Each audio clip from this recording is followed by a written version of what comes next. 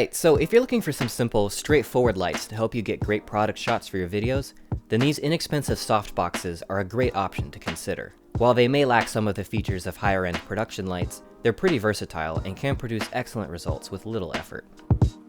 About 1.5 years ago, I came across this setup in a video by Pike of DSLR Video Shooter. I have since used the lights for a wide variety of different videos, and in particular, I've shot a lot of product videos with them. In fact, every review on this channel up to this point has been done almost exclusively with these lights, so I feel pretty confident in recommending these to content creators on a tight budget. The entire kit is made up of just 3 simple components: a simple softbox with a basic light bulb socket, an LED bulb, and a stand for the light. After doubling everything up to make a pair of these lights, the total cost comes out to just over $100, which is a pretty solid value. The most important piece here is the softbox itself. This simple system uses 4 metal rods which fold outward like an umbrella to form a large square reflector, with a standard light bulb socket in its center. A white diffuser sheet velcros to the outside edge of the softbox and softens the light from the fixture. There are many different bulbs that can be used. I recommend these 40-watt LED photography bulbs by Bonlux, which provide a great balance between color, output, and price. They're pretty bright, producing about 807 lux at 1 meter in these softboxes, and they produce fairly high CRI light with a nice tint, providing pleasant and accurate color on the subject. Available in both 5500K daylight white and 3000K warm white colors, these bulbs cost just $18 a piece. While light stands aren't necessary, I find them much more convenient to work with. Because the softboxes are pretty lightweight, there's no need for expensive, heavy-duty stands. I just bought the cheapest pair I could find, these simple Amazon Basics stands, and they've worked great. Pretty much any stand will work just fine, as the softboxes mount on a standard spigot.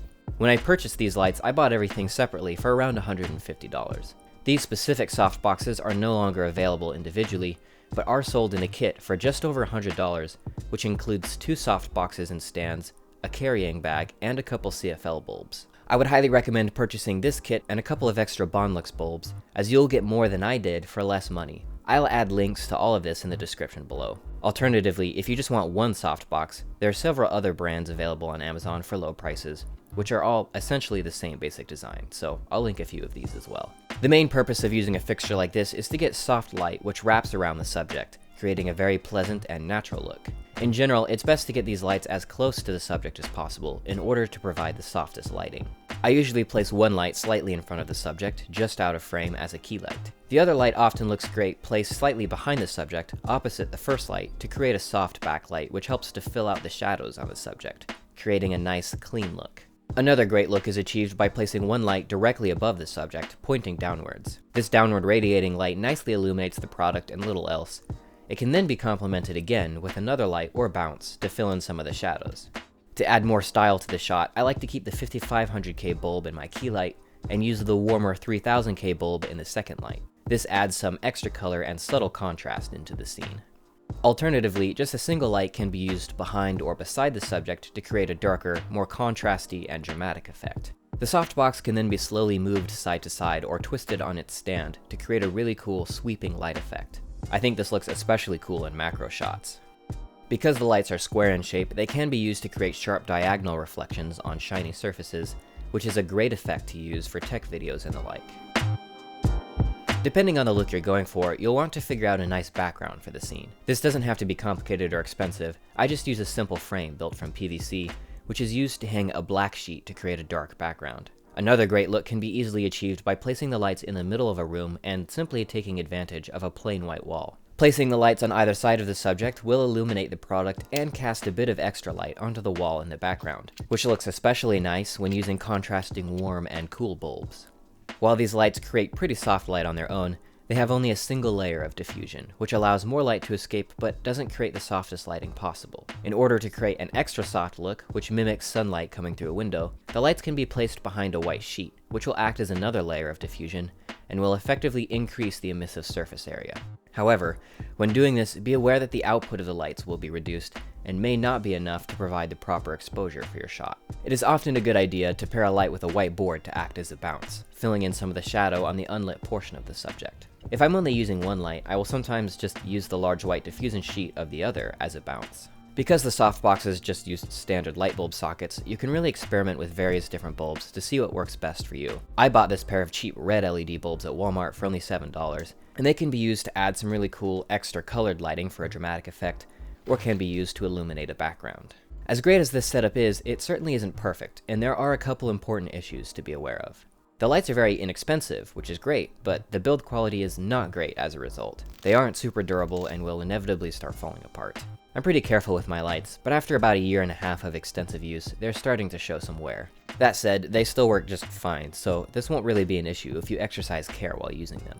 The diffuser sheet slightly overhangs the edge of the softbox, and it doesn't have a grid, so it's not very directional. While not strictly a bad thing, it will cause some outward spill that can illuminate the background or cast light in undesired directions, which can be especially annoying if you're using a lens which flares strongly. If you need to direct the light a bit more and prevent it from being cast into a certain direction, you can use a black board as a simple flag to block off unwanted light. As you have probably noticed by now, the small size, square shape, and single layer diffusion of the lights results in some pretty ugly reflections appearing in round, shiny surfaces, such as this gumball machine. Diffusing the lights with a large sheet can help, but the best way to mitigate this is through careful positioning. Because the lights are very simple, they don't provide any more than on-off functionality. This can definitely be annoying when you want the light close to the subject, but want to reduce the output on one of the lights to create a fill. This can in theory be rectified by adding a dimmer at the other end, but you'll have to complement it with a compatible bulb, as the Bonlux bulbs do not support dimming. Annoyingly, the cable has an inline power switch and is non-removable. It's pretty short, so extension cables are basically a requirement when using these lights. All that said, none of these disadvantages are really deal breakers in my opinion, they're just simply things that have to be worked around. As always, it's important to understand what your lights are and are not capable of doing, so you can purchase and plan accordingly. So I recommend watching Caleb Pike's video I referenced earlier. It has some more useful tips for working with these lights. There are several other great reviews of these online as well that you can check out. If you want to see some examples of these lights in action, I've used them to film several other videos that you can watch here on my channel. I'm definitely not a master cinematographer or anything, but I think it will help you to get an idea of what these lights are capable of doing. And with that, I hope you found this video useful, I hope you enjoyed it, and I hope this recommendation can help you out with any future product videos you decide to put together. So please let me know in the comments below if you found this video helpful, and I'll see you in the next one.